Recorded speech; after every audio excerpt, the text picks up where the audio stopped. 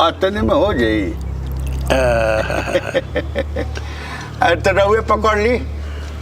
अच्छा और रहुओ के ली अतने में हो जाई। हाँ हाँ इतने में हो जाए मुखिया जी। अच्छा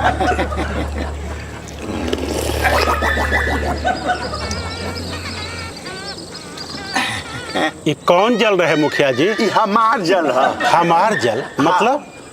पेशाब जांच करावे खातिर रखले रही ना ठीक लगा है जी।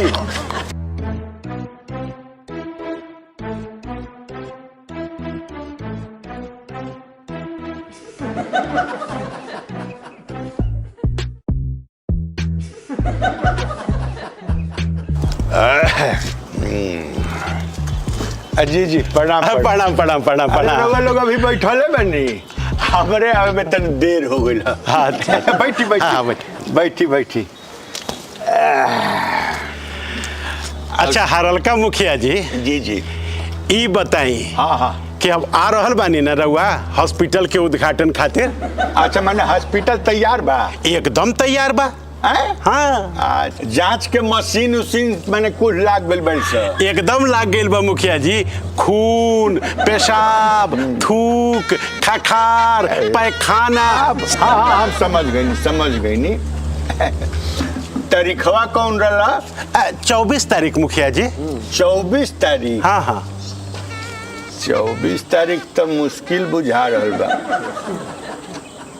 24 के मुश्किल बा। ऐसा ना कहे मुखिया जी, हमनी के कार्ड वार्ड सब बांट देले बानी जा। लेकिन हमरो तो 24 के जोन बा 2-4 गो उद्घाटन के काम ले लियल बाटे। काम कहीं हम ना ऐसा ना कहे मुखिया जी, समय तो निकाला ही के पड़ी। रउआ आवा ही के पड़ी हॉस्पिटल के उद्घाटन खातिर। तो मैंने समय निकाला ही के पड़ी। हाँ मुखिया जी। अच्छा ये बताइए कि कुछ पत्रम पुष्पम भी तो होई?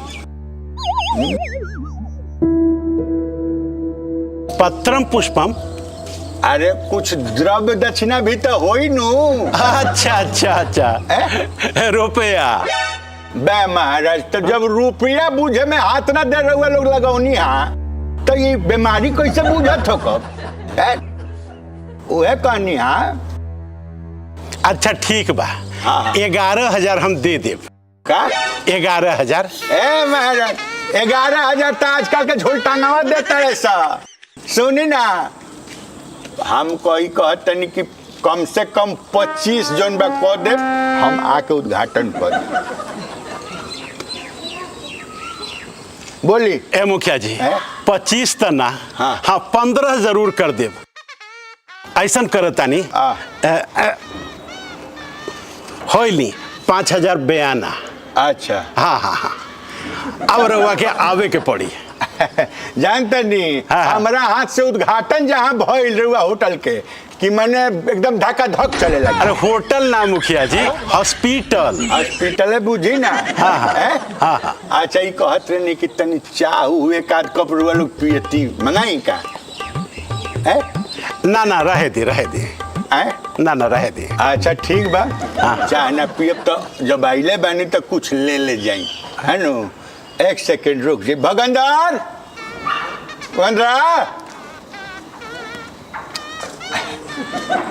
सुन ना मालिक। ये कहत रहनी कि चपकालवा के बगलवा में घासवा में एगो लोटा हुई हैं, जाके बढ़िया से ओकरा के ले आओ। तनको एने ओने ना होके के चाहिए। जा बढ़िया से ले आ ठीक नु। जा एती ये कहत रहनी। हाँ वहाँ के मुँह में कोनो प्रॉब्लम बा का? ना मुखिया जी। अच्छा आज मौन व्रत बा इनकर। अच्छा मौन व्रत बा। हाँ अच्छा हम जानिए कि कुछ मने ना मौन व्रत बा। अच्छा नहीं तो बढ़िया चीज बाटे। अच्छा हाँ ली दी मुखिया जी। यही में? हाँ यही में। अच्छा अतने में हो जाई। अरे तो रहुए पकड़ ली। अच्छा रहुओ के ली अतने में हो जाएगी। हाँ इतने में हो जाएगी मुखिया जी। अच्छा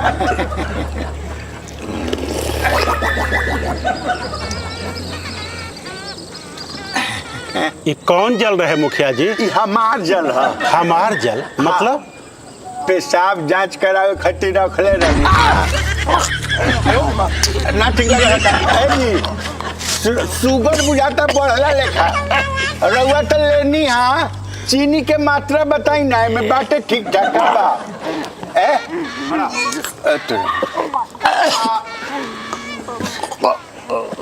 सुनी ना ढली जांच करवा के रिपोर्ट हमरा के यहाँ भेजवा दे। ठीक बा मुखिया जी रिपोर्ट भेजवा दे।